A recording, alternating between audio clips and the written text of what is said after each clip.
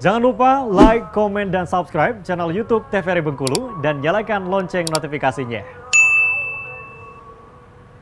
Terima kasih pemirsa Opini, kembali lagi kita ngobrol bersama dengan Coki Kolesterol. Di sini berarti perjalanannya awal mulanya suka nyanyi karena memang dari keluarga sudah ngedoktrin terus setiap hari. Mau ngapain juga denger lagu dulu. Iya, betul. Mau ngerjain pekerjaan rumah, tadi disuruh nyapu rumah, ngerjain lagu. Nah, kalau dari dulu nih, dari awalnya, ketertarikan genre musik, pernah mengkotak-kotakan atau dari awal mungkin karena juga sering dengerin lagu-lagu musik daerah, atau juga lagu-lagu dari luar negeri? Jadi mungkin karena habit kali ya. Jadi kalau dari awal namanya orang Batak ya, mau pesta pernikahan, mau pesta kemalangan sekalipun itu kan selalu ada lagu, ya kan. Jadi ditambah tadi inspirasi dan juga influencer baru yang dari keluarga-keluarga yang datang mungkin sekolah kan dari sana, kuliah di Bengkulu gitu kan, tinggal di rumah ngebawa. Tapi memang rata-rata semuanya bawain apa ya, alur musik pop ballad. Ya pop ballad. Nah, tapi itu kan masih yang masuk doang nih. Ya saya dengerin pertama. Akhirnya lama-lama ya mulai keluar dong. Udah SMP gitu-gitu kan. Udah mulai sekolah ke tempat lain, mulai mendengar dan mulai banyak nih. Oh, ternyata lagu ini asik juga nih gitu kan. Genre ini asik juga nih. Mulailah denger yang namanya pop rock, terus ada rock alternatif, ada yang blues gitu kan. Ternyata wah, asik juga. Nah, terakhir tuh jazz gitu kan, dengan semuanya dimasuk ke dalam pikiran saya tanpa sadar. Bahkan jujur itu aliran musik yang menurut saya yang tidak boleh disepelekan dan sangat memang melekat dengan Indonesia, itu dangdut. Wah, benar. Itu betul. Saya berusaha untuk berkali-kali mencoba mempresentasikan. Wah, ternyata tidak segampang itu. Punya nyawa sendiri kalau di dangdut itu. Dia punya alur sendiri. Oke. Dia punya alur sendiri dan dia punya teknik sendiri. Kalau penyanyi dangdut itu nyanyi pop, ya itu bisa aman.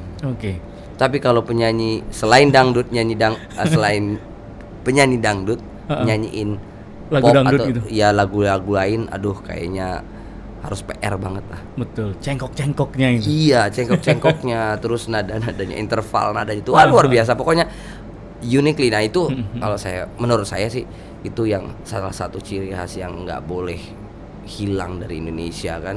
Karena akhir-akhir ini kita lihat juga banyak juga penyanyi-penyanyi coveran luar negeri itu yang mulai mencoba mencari pangsa pasar Indonesia, yang mereka bule yang belum paham banget dan bahkan mungkin dia nggak ngerti artinya. Betul. Dia nyanyi lagu dangdut dan itu dengan versi mereka, dengan logat dan juga kebulean mereka tuh itu jadi asik loh, bener kayak wah keren juga nih gitu kan. Bule aja suka gitu sama lagu dangdut, ingin nyanyi lagu dangdut. Kenapa kita tidak orang Indonesia gitu kan? Coba setidaknya kita nyanyi walaupun tidak fokus ke sana, tapi juga kita cintalah sama dangdut juga. Nah berarti kalau Coki ini memang dari kecil. Nah kalau dari talenta sendiri, berarti kan dari kedua orang tua yang memang hobi nyanyi di keluarga, ada juga nggak ya seperti Coki fokusnya memang benar-benar jadi musisi? Nggak ada. Nggak ada. Kalau keluarga saya semua itu bukan penyanyi atau bukan pemusik, tapi mereka penikmat musik. Penikmat musik. Hanya penikmat saja. Mereka tahu lagu apa aja, mereka pendengar yang baik. Nah akhirnya ya muncullah saya yang coba menjadi pelaku musik itu sendiri gitu. Jadi nggak ada sih kalau saya tarik nih sampai ujung-ujung. Adapun itu ada musisi, ya bisa dikatakan musisi juga karena kebetulan saya Kristen di gereja. Mungkin karena paman-paman saya itu tuh juga jadi memang song leader di gereja. Tapi kan dikatakan seniman ya itu juga termasuk seni dong. Jadi akhirnya mungkin darah itu yang akhirnya turun ke saya gitu. Tapi kalau bapak saya, mama saya nggak ada, nyanyi di gereja juga nggak pernah. Tapi mereka mendengar gitu loh. Mereka mendengar. Pendengar musik juga penikmat musik gitu.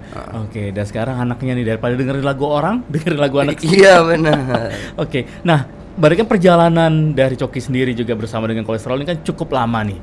Nah, gimana cara Coki dan juga teman-teman ini untuk ya penikmat musik sekarang kan inginnya atau permintaan mereka kan beda-beda. Mungkin pada saat era-era 2008 sampai 2010 orang-orang dulu suka jenis musiknya seperti ini. Terus akhir-akhir sekarang suka musiknya yang beda lagi nih. Nah, cara kalian sendiri untuk tetap bertahan gitu.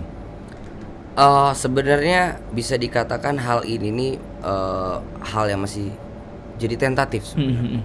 Kenapa saya bilang kayak gitu? Kebanyakan musisi itu yang terlalu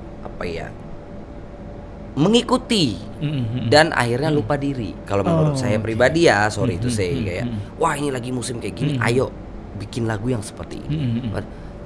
Akhirnya menghilangkan jati diri dia. Kalau kami selalu berusaha ya lagu kita seperti ini, mau dibilang pop Melayu atau pop alternatif ya itulah kita gitu loh.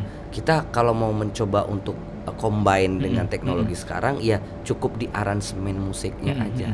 Tapi kalau karyanya jangan. Karena gimana ya?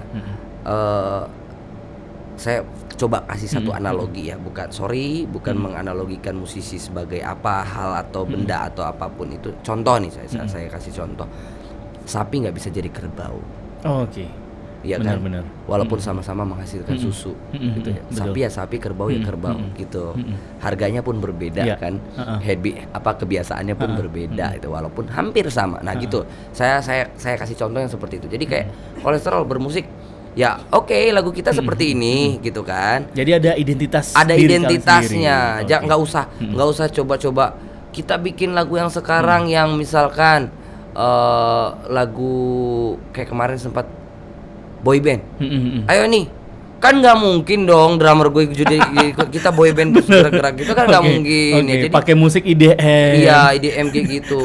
Kalau musik IDM-nya masih bisa dimasukin unsurnya. Tapi kalau kita harus sampai ngelakuin sampai nyanyi semua terus kayak ngedance gitu. Nanti player yang lain atraksi. Iya, itu udah nggak. Itu maksain. Bikin formasi ngedance. Iya, itu udah maksain. Bener. Betul juga. Pada saat era boyband, wah pasar ini boyband nih. Iya. Jadi kolesterol berubah menjadi konsepnya boyband. Ya enggak kayak gitu. Kita bertahan karena gini, setiap orang itu punya masa dan setiap masa itu pasti punya orang tersendiri. Jadi kayak ya who knows kayak kita udah 19 tahun nih tetap bertahan karena kita harus berpikir kayak segmentasi kita tuh punya tempat tersendiri. Jadi jangan coba ikut-ikut arus. Memang sudah ada penikmatnya gitu. Karena musisi yang hebat sampai sekarang di Indonesia itu dia tidak pernah menghilangkan jati dirinya. Saya sebutin slang. Betul, ya dong. Betul. Dia nggak mau coba-coba keluar dari jalurnya dia. Benar. Iwan Fals. Sampai almarhum sekarang. Chris ya. Puluhan tahun itu. Iya, waduh, itu udah sesepuh lah contohnya kan. Dewa 19. Dia nggak mau, tapi teknologi dia ikutin gitu lah. Cuma kalau genre inilah kami gitu. Jadi musisi-musisi yang hebat saya lihat mereka mempertahankan jati dirinya karena memang mereka terbentuk dan menjadi bintang itu karena jati dirinya itu, bukan karena kalau ngikutin kemauan masyarakat. Maunya itu kan banyak, betul. Jadi kita nggak bisa menuhin ekspektasi mereka tuh semua. Berapa juta orang di Indonesia ini? Kita mau bikin semuanya seneng nggak bisa, ya kan? Ya kita walaupun dari 10 nih contohnya, dari 10 yang suka dengan kita 2, ya kita pertahankan yang 2 ini aja. Kita nggak bisa maksain harus 10-10-nya suka, nggak bisa. Mengikuti selera mereka. Yang 8 lagi nih maunya apa nih? Ya udah kita buatin lagu untuk kalian. Betul. Karena kalau genre musik hanyalah warna, tapi kalau karya yang asli itu sebenarnya dari lirik. Ya, karena bisa jadi karena sekarang nih musim nih koplo modern. Iya dong, ya. Kalau kita lihat lagu musiknya itu kan bisa orang kayak joget gitu, kayak ambiar gitu kan. Tapi kalau kita dalami lirik itu dalam banget. Sedih loh sebenarnya gitu lagu loh. Sedih tapi diubah menjadi lebih ngebeat lagi. Lebih ngebeat dan kayak nuansanya kayak senang jadinya. Tapi kalau kita baca liriknya ternyata nyawanya itu adalah kesedihan. Karena mungkin banyak orang di luar sana yang nggak paham karena identitas musik itu sendiri itu bisa tercipta tuh karena sebuah fenomena. Kayak blues. Mungkin banyak orang nggak tahu bahwa blues itu adalah teriakan ataupun ekspresi dari orang-orang kulit hitam dulu yang di zaman apartheid. Itu mereka bikin musik itu blues kayak seolah-olah itu teriakan mereka, tapi terlihat sekarang keren ya. Semua orang nyanyi lagu blues gitu. Iya, Padahal kayak orang-orang main kulit gitar putih. tuh kayak iya blues gitu. Tapi kalian tahu nggak itu sih sejarahnya kenapa? Itu teriakan dan kayak apa ya, ekspresi mereka saat meneriaki suatu penderitaan yang mereka alami. Oke gitu. deh, Coki, kita tahan lagi obrolan kita di pagi hari ini. Pemirsa, opini semakin seru lagi, kita ngobrol bersama dengan Coki Kolesterol di sini. Untuk Anda pemirsa, jangan kemana-mana, setelah iklan ini kami tentunya akan kembali lagi untuk Anda.